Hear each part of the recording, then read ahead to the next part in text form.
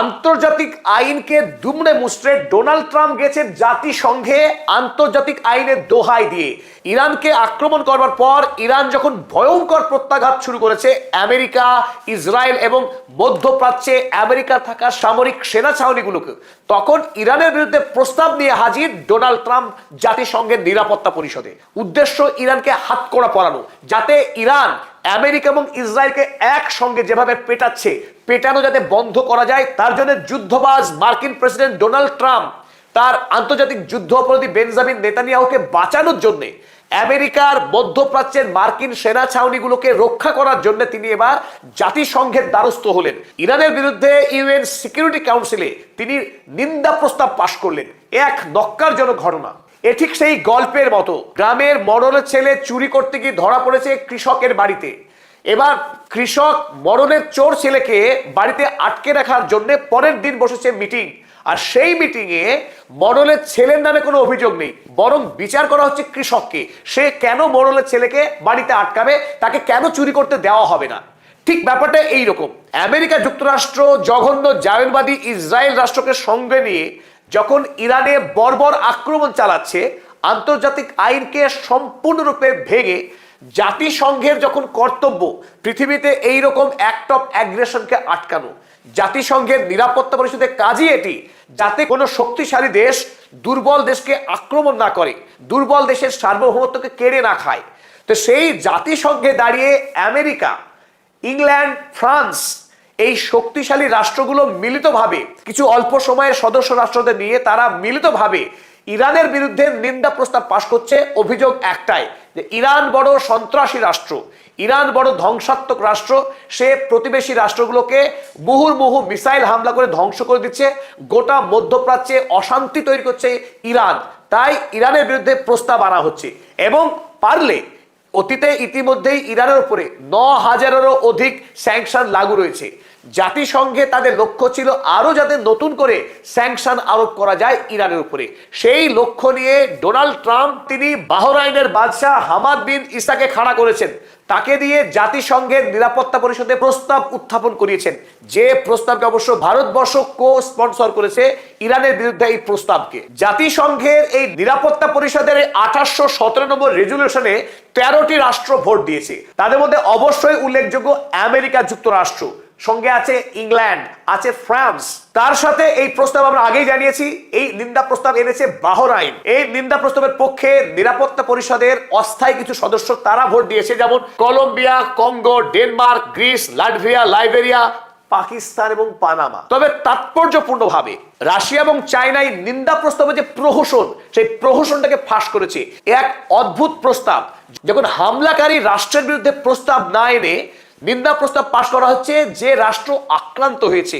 ইরানকে আক্রমণ করে আমেরিকা বিল আনছে ইরানের বিরুদ্ধে, এক নজিরবিহীন, এক তামাশা। রাশিয়া এবং চীন তারা তীব্রভাবে তিরস্কার করেছে আমেরিকার আনা এই প্রস্তাবকে। তাদের মতে জাতিসংঘকে আমেরিকা ইচ্ছামতো ব্যবহার করছে তাদের সাম্রাজ্যবাদী আগ্রাসনের লক্ষ্যকে পূরণ করবার জন্য। তবে রাশিয়া ও নিরাপত্তা পরিষদে আমেরিকা এবং ইসরায়েলি এই হামলার বিরুদ্ধে, ইরানের উপর তারা যে হামলা করেছে আন্তর্জাতিক আইন ভেঙে, তার বিরুদ্ধে রাশিয়া একটি প্রস্তাব এনেছিল নিরাপত্তা পরিষদে। যদিও রাশিয়ার আনা এই প্রস্তাবে চীন, পাকিস্তান এবং সোমালিয়া 4টি দেশ সমর্থন করলেও নিরাপত্তা পরিষদের বর্তমান 15 সদস্যের ন্যূনতম সদস্যের সমর্থন না থাকায় রাশিয়ার আনা এই প্রস্তাব নাকচ হয়ে যায়। তাতে ভোটাভুটি হওয়ার কোনো সুযোগ তৈরি হয়নি। তবে জাতিসংঘে ইরানের স্থায়ী সদস্য আমির সৈয়দ ইরাভানি তিনি নিরাপত্তা পরিষদে আনা 1817 নম্বর রেজুলেশনকে সম্পূর্ণ অন্যায় এবং অনৈতিক বলে ব্যাখ্যা দিয়েছেন। ইরাভানি জানিয়েছেন এই রেজুলেশন আনজাস্ট এবং আনলফুল, এর কোনো ভিত্তি নেই। কারণ ইরান আক্রান্ত রাষ্ট্র, ইরানকে আক্রমণ করে আমেরিকা ইরানের বিরুদ্ধে প্রস্তাব নিয়ে আসছে।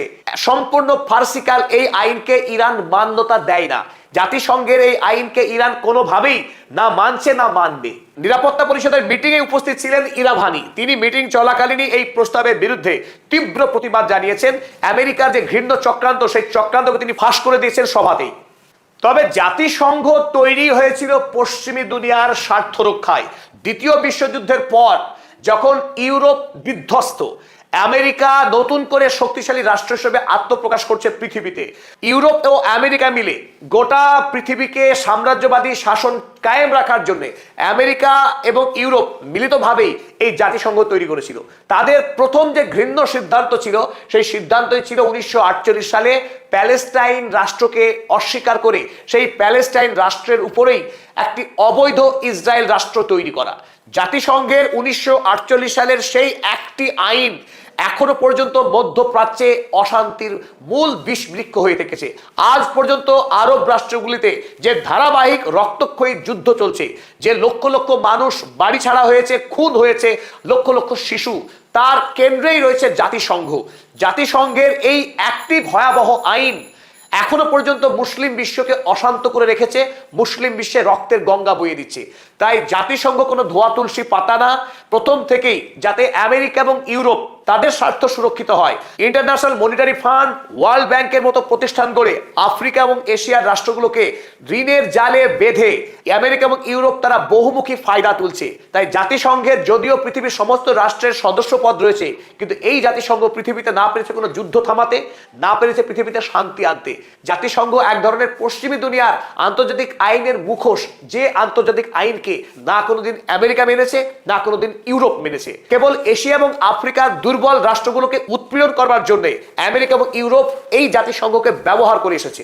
স্বাভাবিকভাবেই জাতিসংঘের ইরানের বিরুদ্ধে আনায় নিন্দা প্রস্তাবকে ইরান পাত্তা দিচ্ছে না, তারা বরং লড়াই করতে সংকল্পবদ্ধ। যদি আরব রাষ্ট্রগুলি আমেরিকা এবং ইসরায়েলকে সামরিক ঘাঁটি এবং ব্যবসা করার সুযোগ দেয়, আয়াতুল্লাহ মুস্তফা খামেনি তার প্রতিবেশী রাষ্ট্রগুলোকে ছেড়ে কথা বলবে না, সে কথাই জানিয়েছে গতকাল।